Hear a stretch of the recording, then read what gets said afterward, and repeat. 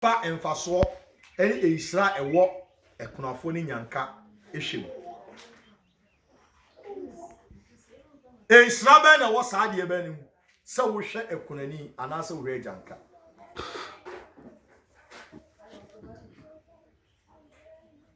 obi teme kasa me sori anopa me koba afode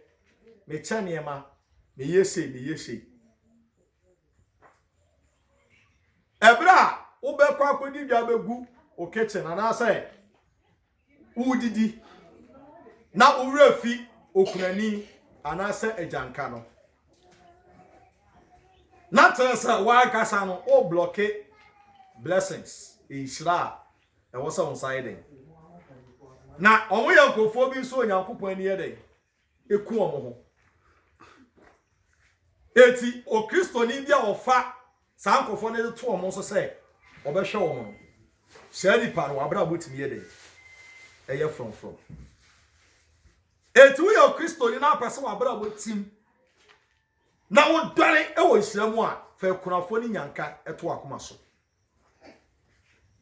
untime kra ne pa janka ba akubi ene okurani ba akubi a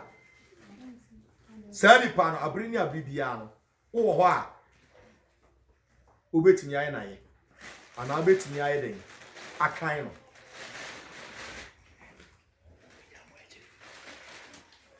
edu papa so bi na wonu se asafo no e bia ye pia ko ba bi ada se ye di dwumadi bi di amanyanka ene ekunafo a obetimi de ho aye den ahye anything affairs no na bible no kasa asem se ye ma aduane mpanya me fie na omo de saa ne ma no hwe orphans no eni nyanka no ekunafo ni nyanka eni won a oni die sade be ya ebe ma oso nyankopon so eni beje na obehwie Israel egu onyame ma so eto obi biara wodi janka na ase kunani eto na koma so so be na ye anase foundational joy of the saints ye person nyankopon fa asafo no so na oye ni makunafo ni nyanka wode ni hu ehyemu a se ni pa no be dore srade e wona brabom abri biara no onyame bambo eye de etna oso na wade tre wa hye men pesa meka adanse bi e wo saa ne ma no ho na Erade eye niema bi ewo honhom na me pese Christopher nyina enjoy the same blessing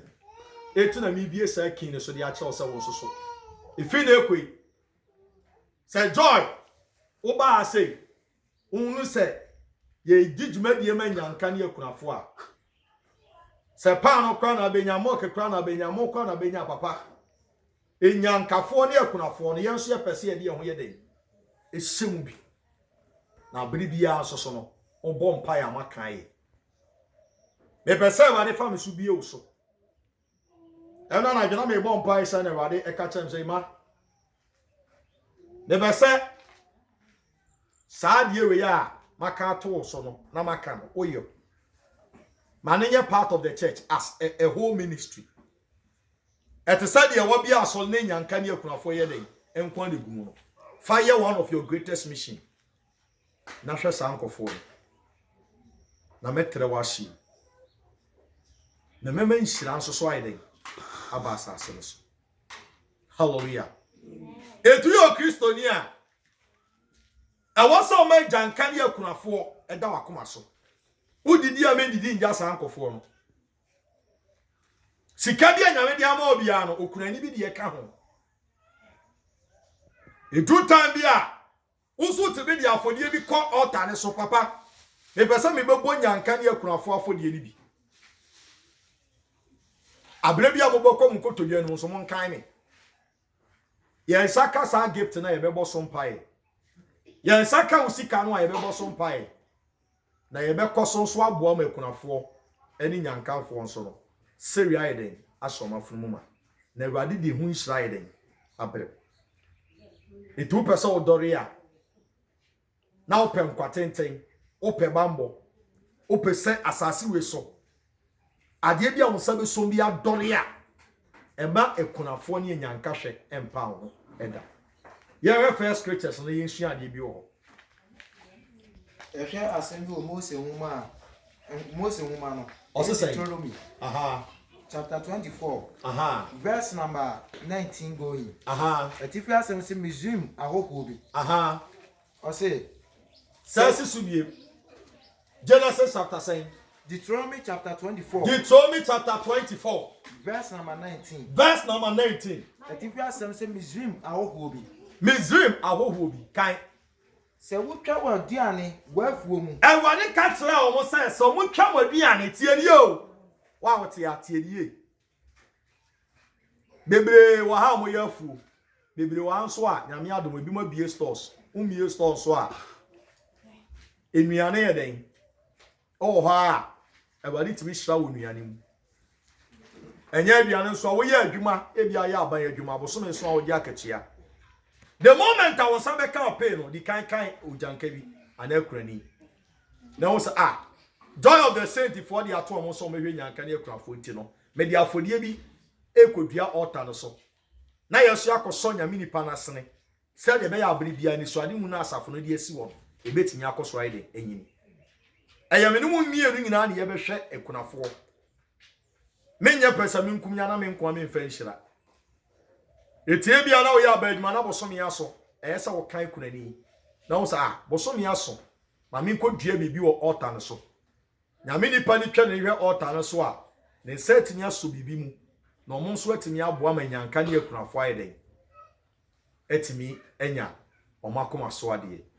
eno de hira brew wa wo bosa afodie ni bi wo enkofo bi wo ho a omo de omo yi omo asi wo papafo bi no ye papa ni bi no ye ma we omo asi wo se papa sa nyanka ene akunafo afodie ewade bie kwan a ye beba be so wasene na wotima ye ne kese na wa hwe nyankafo ene akunafo ne mobrofo mo asafo ne mu a omo su ni bie enye janka nko a wo obu anu oti asoli ni mu no ye mobrofo ka mobroni a obi o wa na sabio de obedi ekura ho odin no wa ba asoli oti asoli ni mu me no mienu aye de be ka bo ye betimi de ehira sa nipa da bi abo so okọ no oba sa me no mienu timi yi sa nipa ni da dwen firi ne so a ewade se obeton su pa eden egu ye so ni to kan mobroni na wo hwe no na wo kan kunafo na wo kan nyanka wo so so ewade dwene ho osofo kwosona kan ma me oto aso say na wo wure free afibi afuo mu ho a wase so free afuo mu ho a kan wure free afibi afuo mu ho a kwosona kan insan kofa kan ebia na wo wa ya afuo na afuo ne da ho na wa kan se wa harvest mi ana no watu banche watwa mo wa bia na wo di nyane ne ba fie na wure afi no wajabi ewo afuo mu wantima amfani nyina mba wase insan kofa kan manenya ohoho ma ohowo bi nkopie so no won kofa awisia na ewisia bi nso won didie no mane nkopie so no won kofa ni okunafo de okunani bi na mekomo de obekwa kopie nyan so se mane mfa na ewrade wonya nkopo okono obi atu banche ba akopɛ no afre so no abodua me yedumre bi me yefo kese pa na banchefo na mentan ni di mekobia na atu banche no da na me ka che eda etina ma mani kura nka wofo ye ete na bare ka che se me ma wo ye efo se obehwe sa nkofo no eni ti na wo ye afu a na nkofo afa me ma mi ndie no wo se ne so obekwa ni atwa bode me bo a eso so mama na ha me da e wo bible mu etu didi a e o se wo jabi ade be makunani ni ana se janka enya wo nko wo de eti na wade ahya wo nuane ni bo so me so a e de ba ade na wo ye e wo altar ne so wo di sika bi ko wo kwa ba afodie bi e wo altar so nyame nipa enyanka ni akurafo na mo hwe omo no yenso ye be ba afodie ni bi ai dai aboa yansu nuane se ne de aba me ko okro manya mo boto manya nwa manya sadi manya nsemina papa slaso ni enfa bi mu anyanka ne akunafo mame me sin ko abra bo be ye from obi ohwe kura ni ye janka ruku na enye yi wo boni bia wo nya no awomani no be di asie so mo nya because sankofo ne de nyame akoma so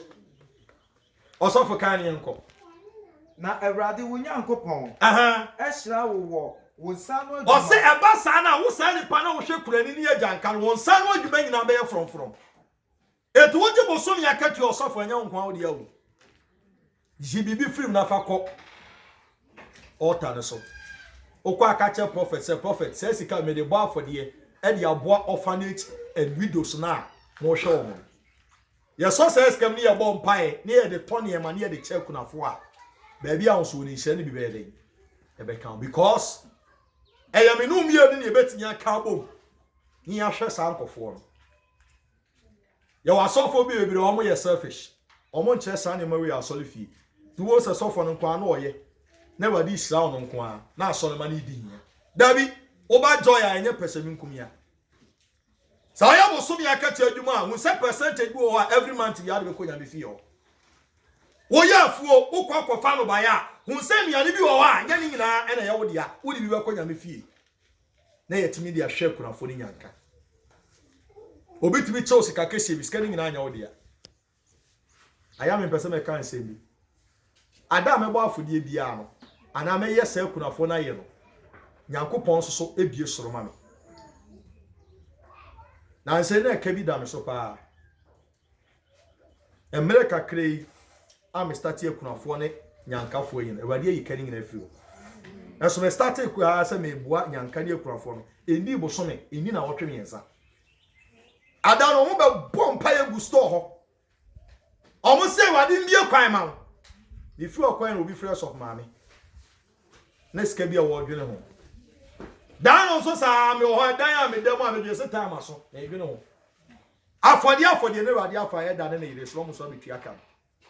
na officer san kanya kunafo ni nyankafo hwe ne ye hwe a ka wade so be fa ye dadwen e di atonkofo so eti ana me kondo san ka de bia me nya kunani bi ana se ejanka bi adoye ko the moment a wo ya sa de na wo afode wa na wo bo omo na wo so Nyankopon so ye den epejaw mami it is our job of the center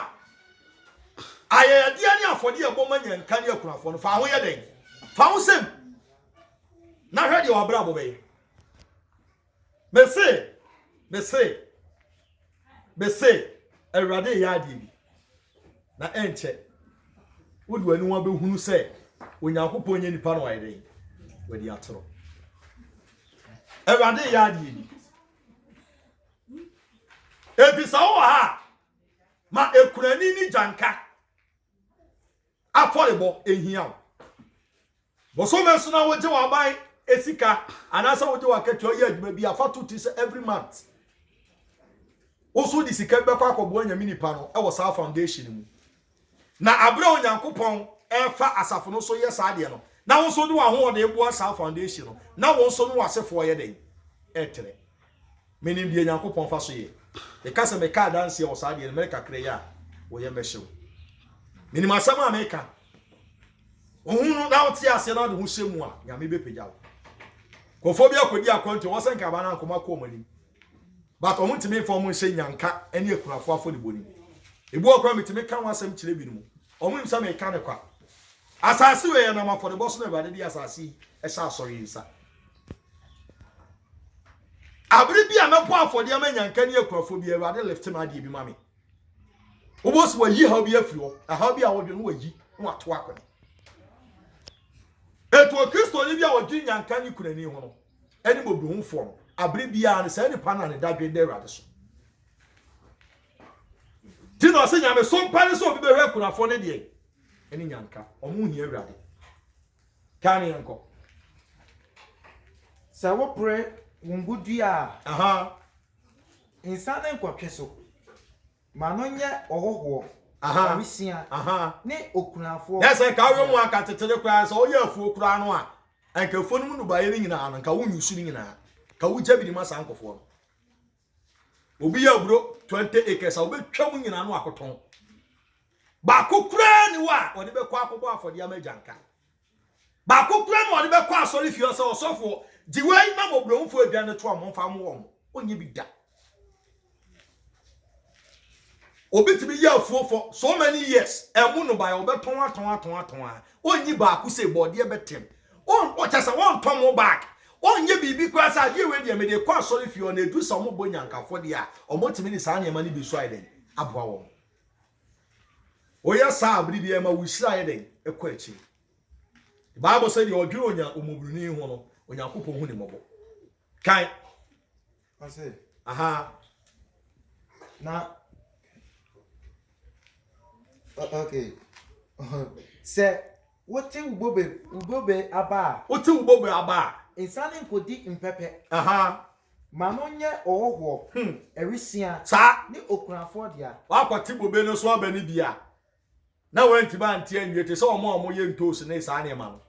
wati ntosi wanti na antie wi ade achi asa de adaka 100 akosi wo kote de aka wo kote so ba yan so a wakoton ni nyina diska na gugutu wan kai so okunani bi se ba bia opa aduane adie wan kai janka bi se na jane na mamenti ase eti omo no ye ne wo se ehwe wo wasa aton at the end of the day no wo se wo benya sika panso ntime fa nyebe because on kai kunani en kan bubrani bi otene ne wo on kai janka bi se na jane na bi ajano eti ono so me de ne dadwen ye dey e to no so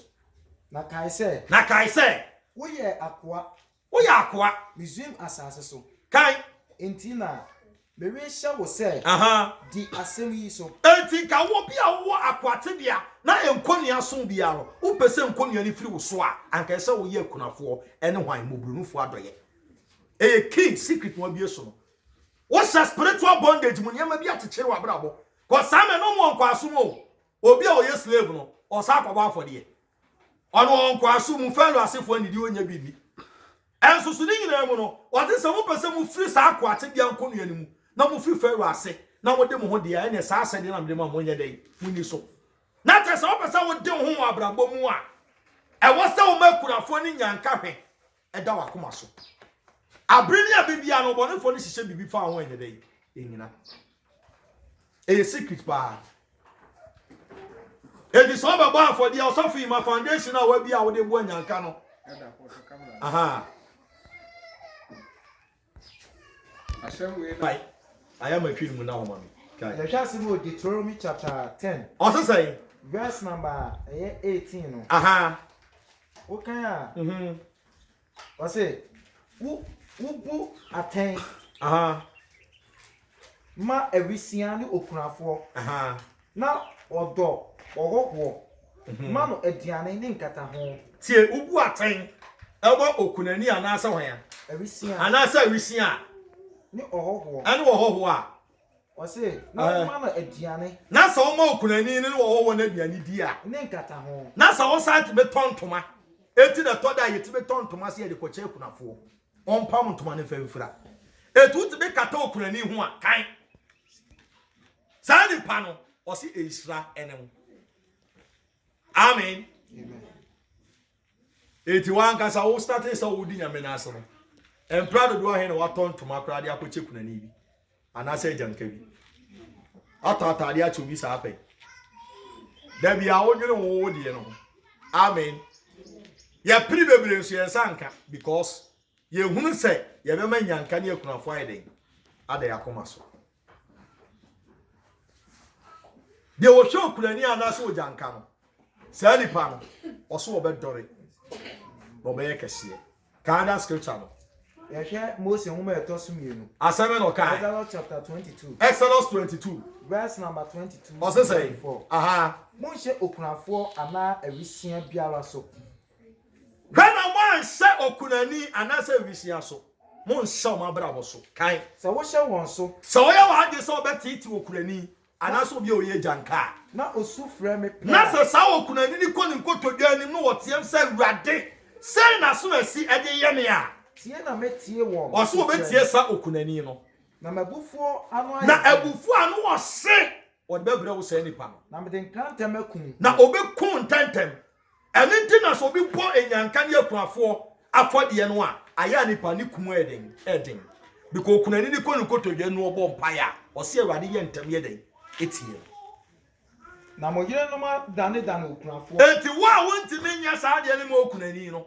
na wo sole so a na okunani bi ene asantefo titiru ene ekuro bi wo ho a na so obi ewu ni kunu wuja na ne ye na yakayaka de ne ye bɔ ne bayiye wasesa mo yasa mo nso obema mo nso ma dane akunafo etubo sesa ni pa ne tete na obo wono no so yira ide ewu nyankopon na ne kum won enye obia wase de obeti ti okunani no obema mo nso ma dane nwisia eti sana obi a nani su ko okunani ho ani ajanka no wase so okunani ne ko ne ko todwa anim na so obom pai ka se wade fo a na mo si ya me ka kire wo se wo se ni pa no ewo beduru nchen so obetwam ye ku anya ye na wo se ni pa no so wade tre wa hyi esanse wo dwene kunafo de yen ani nyanka ho hallelujah amen etodana me yesa ade no na me muso kunani bi bom pai a oso osofo ewade nsiraw on tre wa hyi onye okese ọmọ nkatenten mete ho a na me kra na me na be hu sa asa di obi a ye di sunsum atade bi aiden asa hyewo ama wo kra ye nam otamfo ntimi woda biko wa ye di onyankopon akoma ye de ebe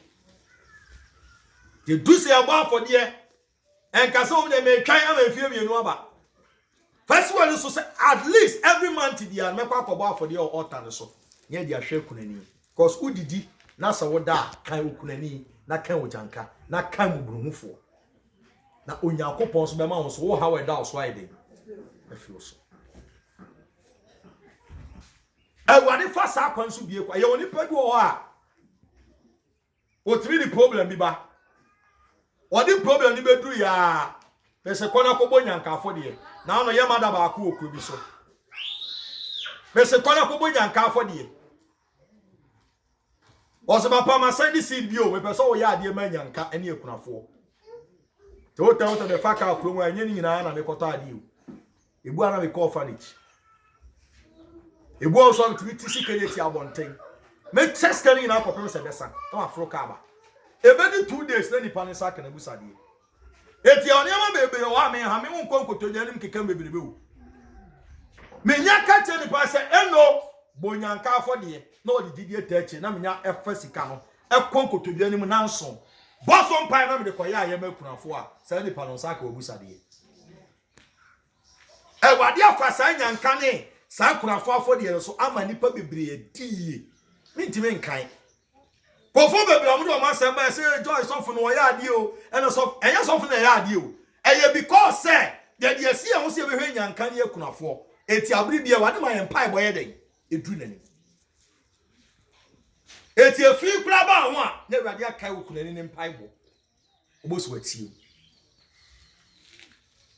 eni ti na ya joy ba ana wona o mutie me nkuru ahodo so o akwantu fa wo se kunafo no eni nyanka afori boni fa so ti sa bo so bibia obesa ni si bia ba altar no so ya fa mo nyanka ne kunafo na so hwede wa brabo abusade ade ato awade hwede wa brabo beye obi ohwe janka ne okunani no sa ni pa no awade tre na hye the bible says okunani no ebo mpaye na ni so dumani mu a me awade me ye ntam ye den etie obu okra was starting so odi awade achi on charge anka bi ade da ani won hwe kunani bi anso da bia odwene ono ne yire ne ma honko a the problem to no a odi di tiba pempem sa na problem na iden amen no ewade se di hwe janka ne okunani no sa ni pa no wo dadwen e de ewade so tu kokoto je no ma wo mpa ye nche ne kwan iden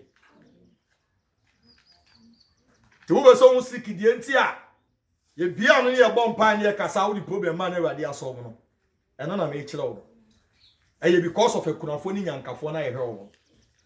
eti abibia ansa me kokoto je no ma me mpa ye nche akwantufo frɛ me papa na aso masi sei ya bie no ya yesi adanse nko ne nkofo di no outside ekwankwa wo do bebre so adanse nko a obi ode no sɛmu bia no ofrɛ me ka bibi kyerɛ me nhuru obi aka nsa papa akobɔ nyanka afɔde ama me anaso akoye kunani aye wagyina me di so abɔ mpaye abra nipa ni problem da so te woda me nhuru bi da Dia onyame tumi ye ne de da bia me wo wa me hu. Ko so nyankopon ye nipa no di atoro. Eti ba bibia la wo so pese wo dore na nyame bambo ko so tran so. Na abiri bia de wo ye bia ye yie. Na nipa ntime nse wa fa wo sekunani. Any ejankafo afode ye no a joy of the saint. Abiri bia de body man yankafo no. Won so fa wo ye den. Ehwem bi. E wo ho a wo so betime de items bi aba emo ne anwa. Wo betime de sika aka ho papa. Enyanka de akurafo afode bo no. Momfa mo a. Na fo wo busade atu awrade ani. Na hwe. So nyame betie wa na se wontie wa. Ewade wo mo a wate. Oma won te saade yase. Na wo ma hohom a obetime de ahwe nyanka de akunafo. Saade be ya abiri biala won so ha be ba wo so konkotodwa ani mu a ewade betie. Ewade wo mo a na o sha the 2 minutes. Amen. Shalom.